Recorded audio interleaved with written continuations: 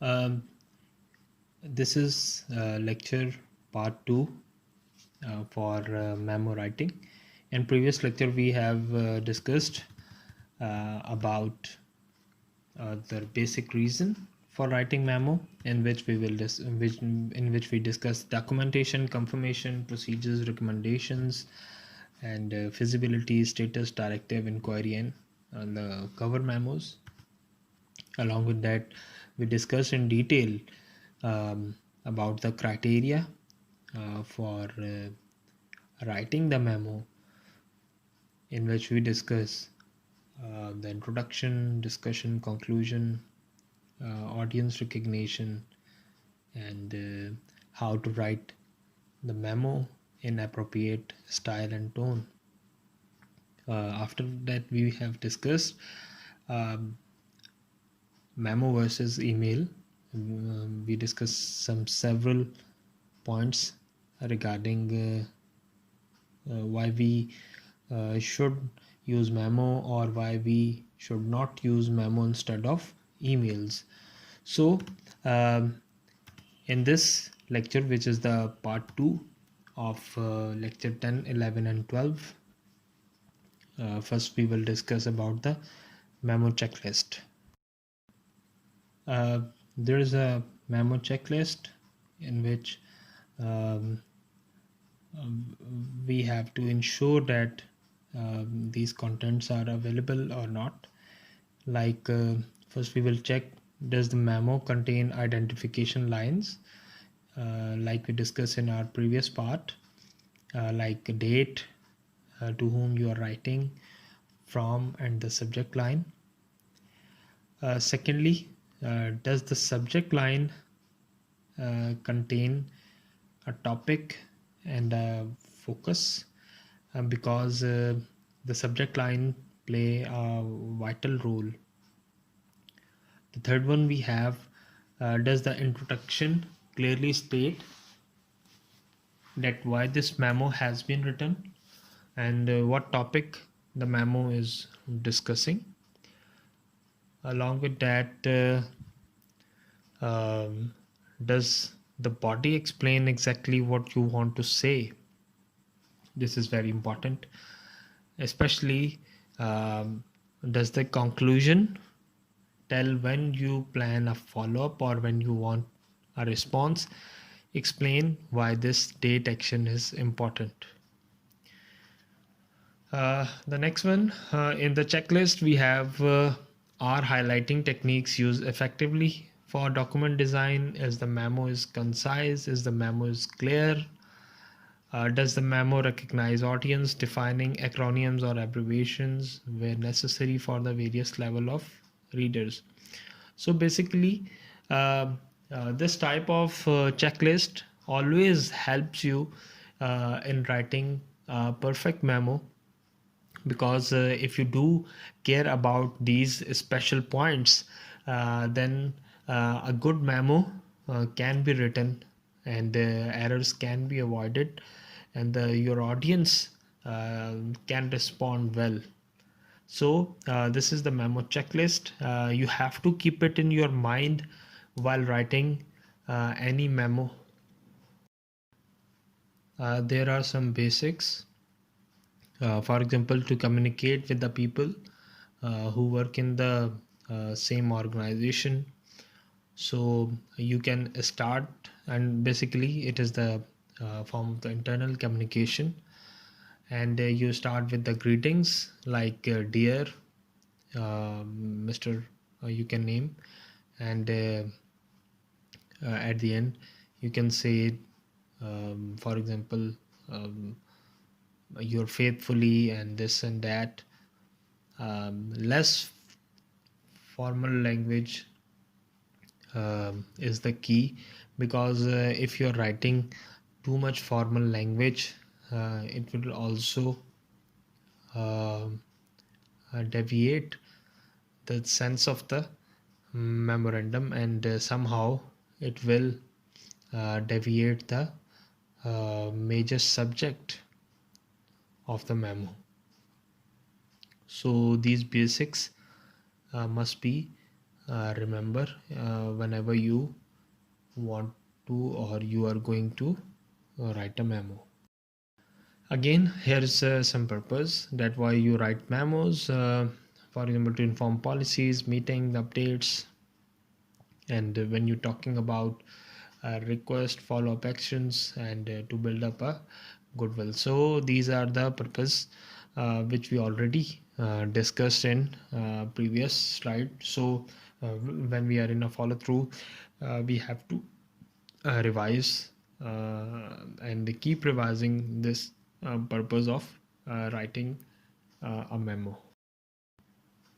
What are the format? Later on we will discuss some format also in a specific form. um, so the basic format, the name of the organization, or uh, there must be a proper letterhead that you are uh, following. Um Again, you have to write the receiver name, that to whom you are writing, his or her name, or some you can say the position is very important, because in organization we know that for example, if we writing a memo, so it is not necessary to write, for example, if I am writing a memo to director, so it is not necessary to write the name of the director, because his or her designation is important. The people may be changed somehow, but the designation didn't change. So you always, if writing a memo within the organization, you always address the uh, you always address the designation, not the specific person. In some cases where you have to point out a specific person, or you're writing a memo to a specific person, in that case you can write his or her name. But whenever you are writing a general memo, so importantly it is preferred to write it in the form of designation. Same in the format, you have to write this your own information, which is the sender information, and your name, position. After that, the memo reference number is very important, because somehow um, if there is an office like I can say a security office, or an admin office, or some other office where these type of directives or these type of memos are the daily routine work. So for the documentation purpose and for record keeping, it is very important to write the reference number. And the reference number can be vary from office to office, because every office will designate this information, or this referencing style according to um, according to their need. For example, here is mentioned like BC 191189. So all these figure represent a specific statement. Here they are representing like written by the person on 19 November and 1989. So this is important. Again, this referencing style, or this referencing matter is very important whenever you reply to a memo, or you are quoting a memo, because generally you cannot quote um, with respect to subject, because subject has no reference. So anyone can be deceived by the subject or the understanding he or she have. So the reference is important, um, because if the reference is there, so anyone can reach that specific information. Like we do indexing in our documents and reports, or specifically like I'm putting my lecture videos. So if I not mention the lecture number, so everyone will get confused that these lecture belong to which topic or which lecture week. Or even if I'm not writing the part, so it is a part 1 or part 2, so it will also create a problem. So we will see when we going to write a memo, that how these referencing styles are important, and how should we write the reference number. The last one we have the subject. Basically subject is maybe a single line, or um, not more than 1.5 lines. So like here the examples is mentioned, like lesson plan for 28 November lecture. So this is a very short and concise subject. So uh, it is the part of the format, and I don't think it is too complex. The next one we have memo. In memo writing, the organization. Simple ideas is to keep everything in one paragraph. It will be complicated. Again, always organize the memo in logical order. The reason why you have to write your point first, or you can think about your point that you want to convey, or you can list, or whatever seems easy to you. For example, as I mentioned earlier in introduction, the aim of writing the memo is important. Like for example, I am writing here to draw your attention, or whenever you are responding to a memo, you always write with reference to your memo this and that, and in that point you will write the reference number of that memo to whom you are responding. In body, you will explain the ideas in detail. Along with that, the conclusion, which will, for example, sum up your ideas plus ask for action. Specifically in directives, whenever you are writing a directive memo, so it is very important uh, to sum up your ideas and specify your action, because the matter here is that if you're not specified the action, because you are writing the memo for the sake of a specific action, so this is very important. Like I can say, please finish this no later than, if you are giving a deadline to some of your subordinate, or for example, would you please do this task till Monday, till Tuesday, or any other date that you mentioned. And most importantly, the reason is very important. For example, like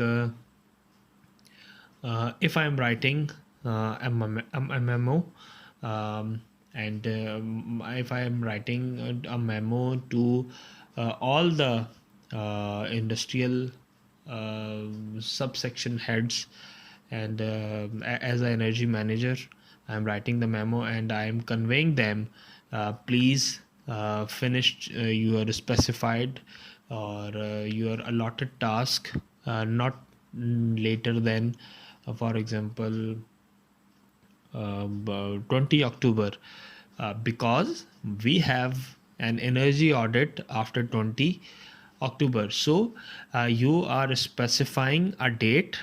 Along with that, you are also specifying the reason. So this is important, because in this respect the whole information should be communicated, that why you are asking to complete a specific job on a specific date. So the reason is important, and somehow whenever the reason is mentioned, so every concerned person cannot negate that information, because he or she have to be responsible if he or she didn't take any action that was specified by the energy manager. So the organization is important, and if you organize it properly, like introduction and explain the main idea and specifically the conclusion, so it will communicate the idea well.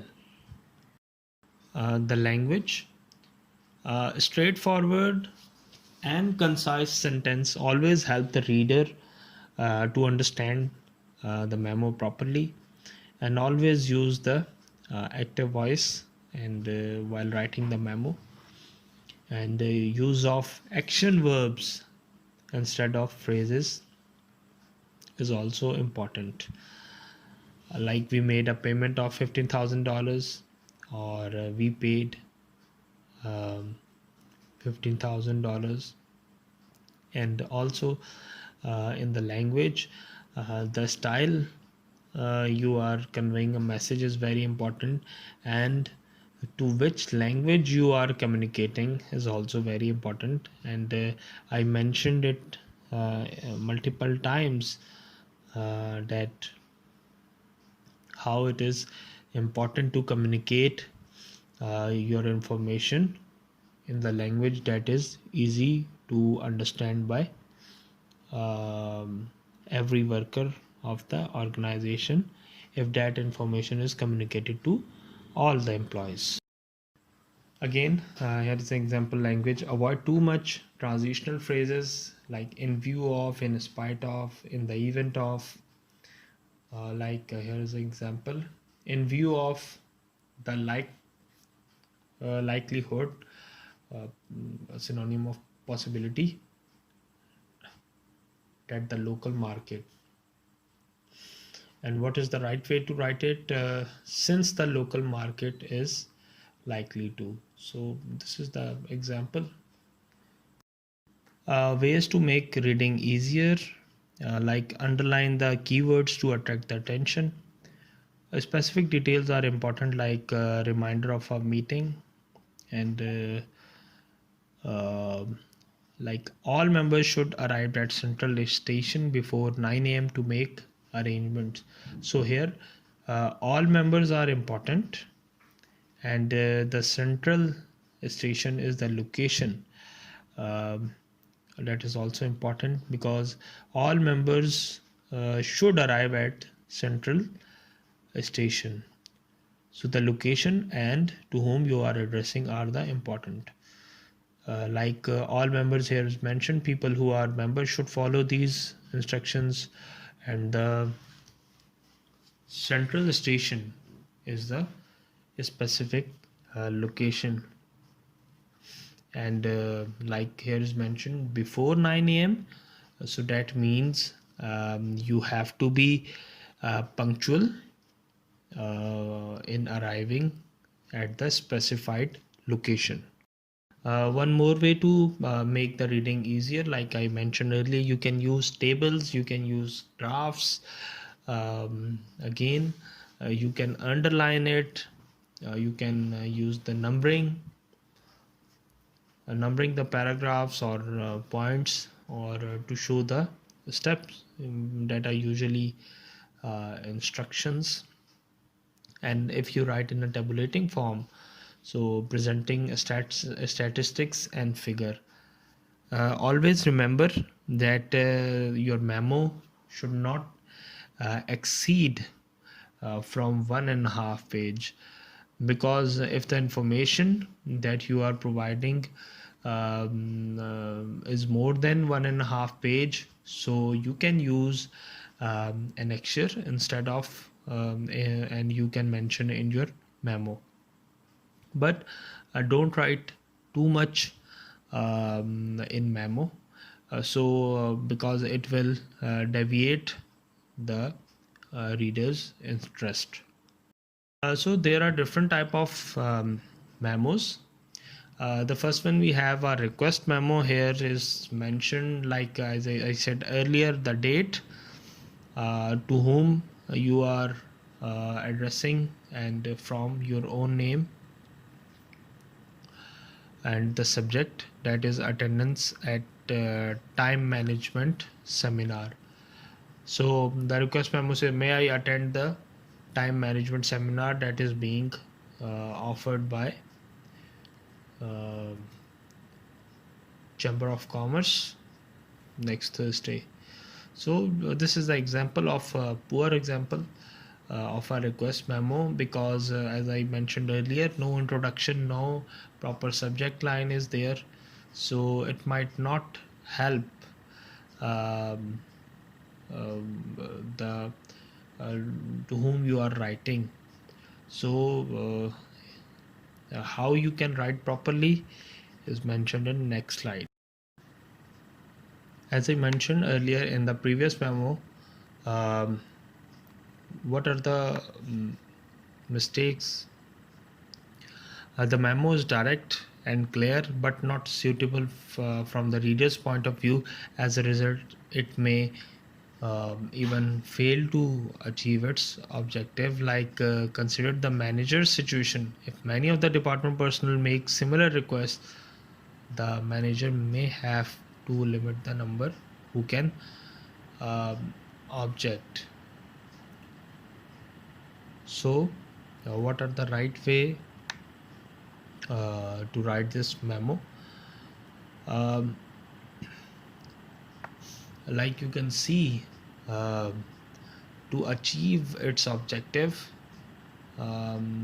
he will have to be like a sale message. The request should be clearly stated. The memo should motivate the reader to take the desired action. So what are the major points that he considered in this example? The request should be clearly stated, and the reason for the request should be presented, and if any financial costs are involved, they should be explained. Along with that, all the expenses should be justified. Recommendation for the action should be presented. So if he write the memo in this way, so he might get a good response. As you can see, the good version or the second version reminds the reader of the previous conversation during which the seminar was discussed. So this serves as an introduction to the main memo, and the reasons are then presented persuasively, because it's showing the indirect and direct benefits to the company. So it will communicate the whole information, and now it will be easy for the manager to decide whether he should allow or not. Again, the reasons are mentioned here in the type 1 memo, that the request should be clearly stated, the reason for the request should be presented. If any financial costs are involved, they should be explained. All expenses should be justified, and recommendation for the action should be presented. So as I communicated earlier, this will create a good impact on the manager, and also the chance of approval of the request will be increased. The second one, we have the confirmation memo. A confirmation memo is designed to confirm in writing something that has been agreed to verbally. So here is the example in the next slide, in which you should know that how the confirmation memo is written, the poor form or the good form. Here you can see it is written that the subject hiring the new salesperson. So when the general manager and the sale manager agree on this plan of action, so it is to confirm, to find the general manager confirming this agreement with the memo. So like he write that 3 new salespeople for the southern region are to be hired. These salesperson will be board by July 1st and in the field by July 15. So he's communicating this information to the concerned person. So this is a sample of the confirmation memo. In confirmation memo, be specific regarding the major points that were discussed and verbally agreed upon. Enumerate the major point to emphasize them and allow easy reference to them in future. And encourage feedback on any misunderstood or you can say any unclear point, because as you can see that this message follow the 3 guidelines for the confirmation memos. In this memo, the person raises the major point that were previously discussed and agreed upon. Then he outlines the 5 major points that he wants his sale manager to understand by numbering them. So it is the easy way, and as we mentioned earlier, the tabular form, we can use the tabular form for this purpose. The next one, we have the periodic report memo, and I mentioned in our previous slide or introductory slide that you can say that it is also the status memo. So there are some guidelines that will help to write this type of memo. Like in example, you can see there are a lot of information that is communicated without tabular form. So you can see that it is a poor formatting, and the consequences for this, it will be hard for the reader to read it, and ultimately he or she will lose the interest while reading this memo. So what they have to do and what should be important here, the memo should be designed as a fill in the form in which data can be entered quickly, and this is the best way.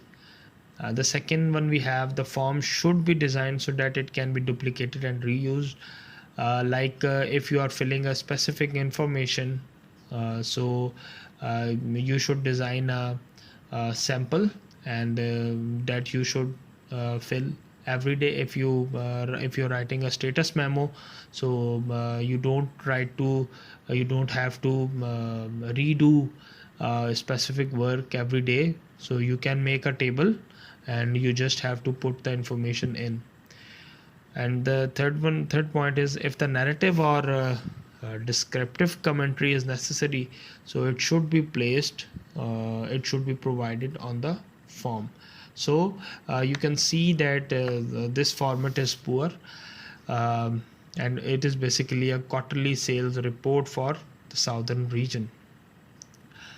Again, how you can write this memo in a good way, it is mentioned in here. You can see all the items are placed in a table format, in a tabular format, and now it will be easy for the reader to read it properly, and also it will easy to understand that which type of information is to be communicated through this memo. You can see it is clearly mentioned in comments, this year, last year, increase, decrease. So this will help the reader too, and the person who is writing, because he don't have to write the long sentences, phrases, or in that case he can there is a chance he can do a typo error in writing the amounts or the figures properly. So this is the good version of a periodic report memo. The next one, we have the ideas or suggestion memo. In ideas or suggestion memo, generally we are providing some information that is related to we are offering some suggestion, or we want to give some suggestion or ideas to someone. So something we have to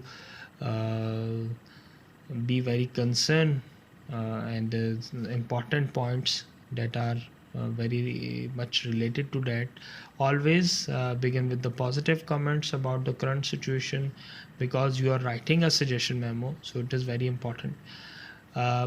Group ideas according to subject and use headings to highlight them, and also be specific and don't stray off the points, because you are suggesting something, so you cannot force them to do a specific task.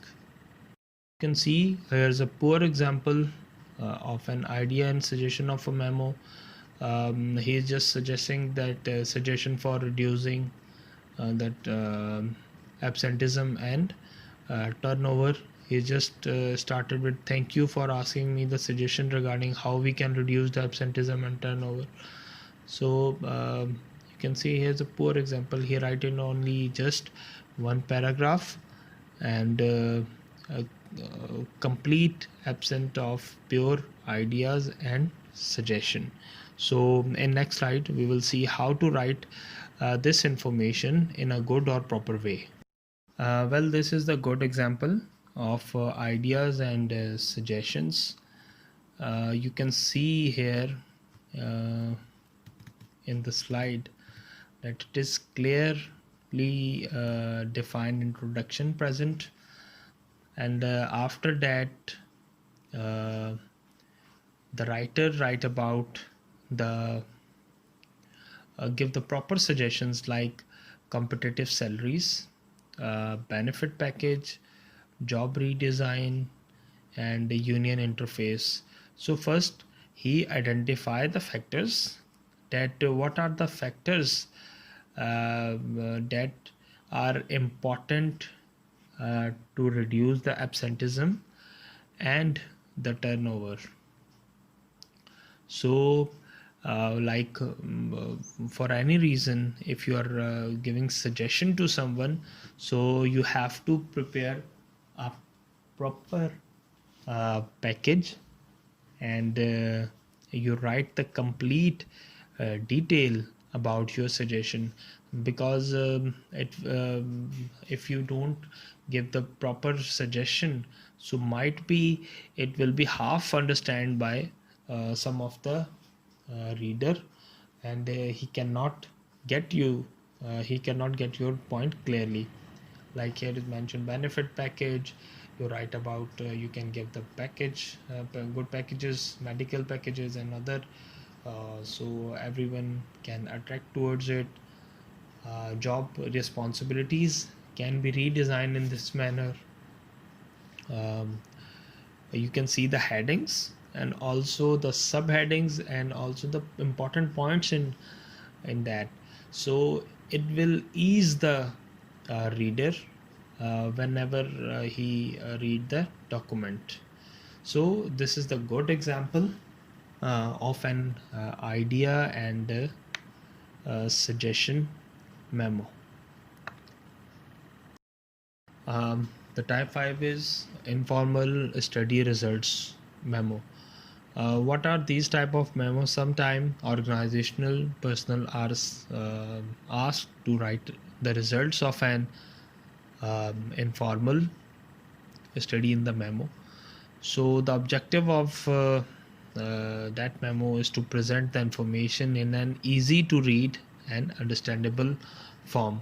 So while writing these type of memo, uh, state the purpose at the beginning and stick to it.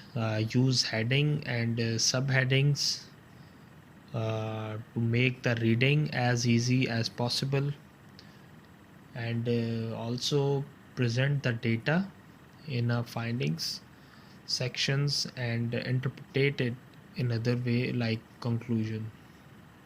Also be specific, stay on the point and address different issues one by one systematically.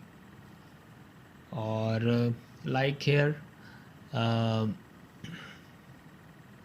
the opening paragraph should be very specific to that study. If you are depicting the results of some study, so in introduction you clearly mention about the like every reader must understand that which results you are talking about. So this is very important. um, One more informal study result memo. Here's example. like the subject line shows that it is basically the review of a customer complaint. So uh, the start of the memo depict that it is start with the in response to your request, I have examined the large number of customer complaints we have recently received about our compact electric hair blower. In all there were 779 letters or postcards. So in introduction it is clearly mentioned. So now it is subdivided into two parts like findings and recommendations, and also in findings there are subheadings present like the product quality, refunds, price. In recommendations, like based on the findings we need to take the 3 steps. So on the basis of all the findings and discussions above, the recommendations are suggested. And it is mentioned that for example, create a team of engineer, product design personnel and manufacturing people to examine a sample of the returned units. So again it is an informal study result memo, so that's how you can write. So here is the conclusion. We focused on the memos writing, and we clearly um, mentioned what is the purpose of writing memo, and why we are writing the memos. So we will discuss some more examples in our interactive session, and I will give you some assignment regarding uh, memo writing on some topic. Thank you.